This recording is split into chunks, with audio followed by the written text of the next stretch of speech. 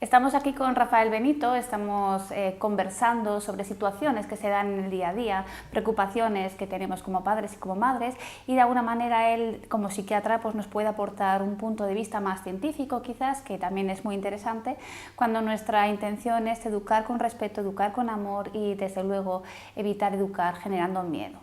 Yo hay algo que te quería preguntar, Rafael, y es lo siguiente. Hay veces que nuestros hijos, hijas, cuando están en un periodo más bien bebé o en la etapa de las rabietas, cuando empiezan con los 2-3 años, que empiezan a llorar y la situación es como que lloran por todo, ¿no? Y cogen una rabieta y aunque hemos aprendido, ¿no?, que a través de esa rabieta ellos también necesitan, ¿no?, gestionar esa frustración,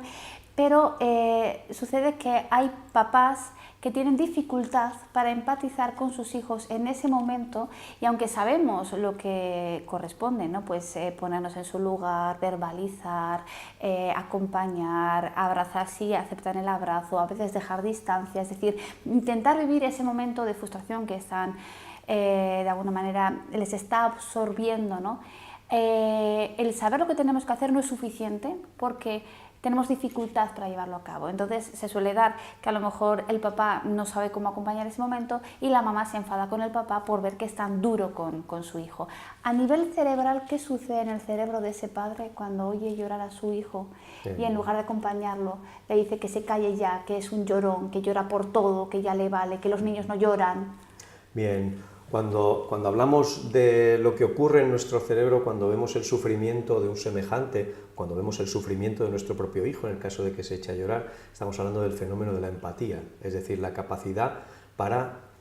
sentir lo que está sintiendo esa persona, lo que está sintiendo el niño o niña en este caso. Claro, nuestra capacidad para empatizar, nuestra capacidad para ponernos en el lugar de un semejante, tiene que ver con la capacidad de nuestro cerebro para simular, para imitar lo que le puede estar pasando en ese momento. Es decir, lo que ocurre en el cerebro del papá y de la mamá cuando ven a su niño llorar es que esa irritación, ese llanto, esa rabia, está generando en el sistema nervioso de los padres simulaciones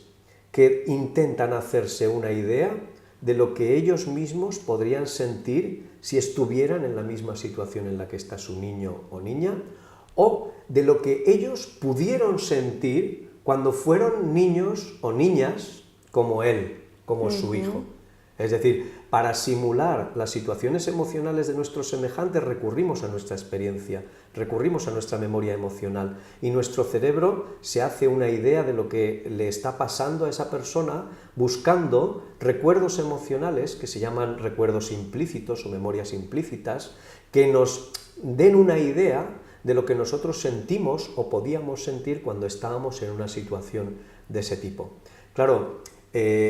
no vale con simular, la situación del niño requiere hacer algo,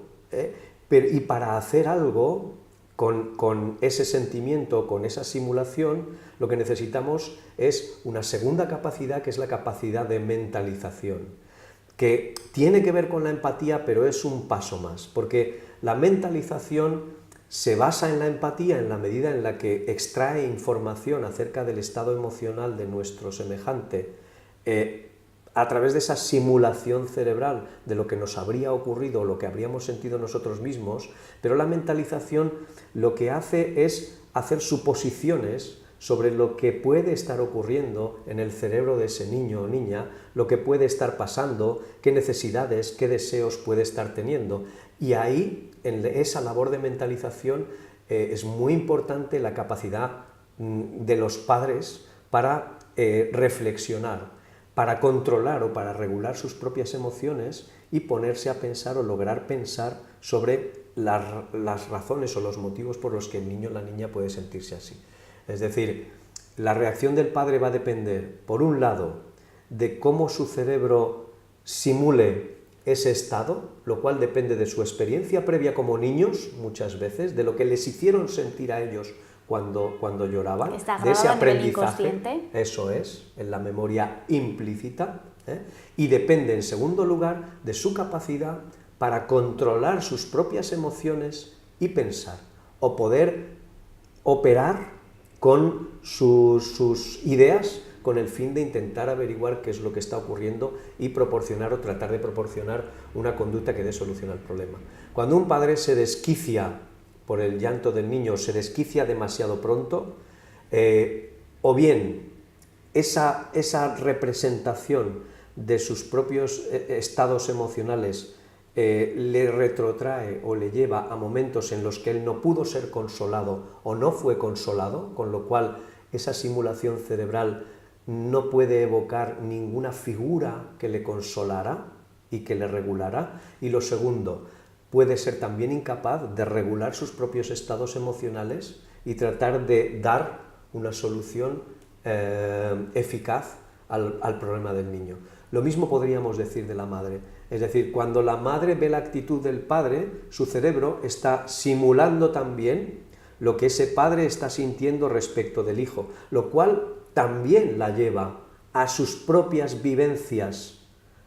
con sus propios padres y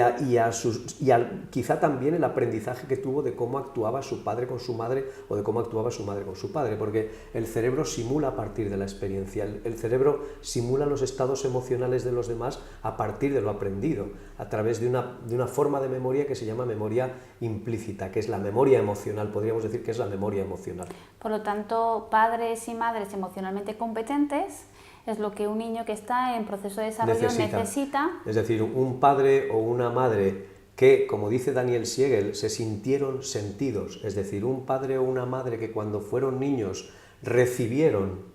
una actitud o una relación que promovió una regulación emocional o que promovió un apego seguro, probablemente en esa simulación del estado emocional del niño lograrán también regularse y lograrán también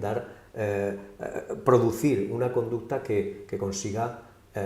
proporcionar al niño también una regulación emocional eficaz. Nos quedamos con esa frase, padres y madres que se sintieron sentidos. Sentidos, eso. Gracias, Rafael.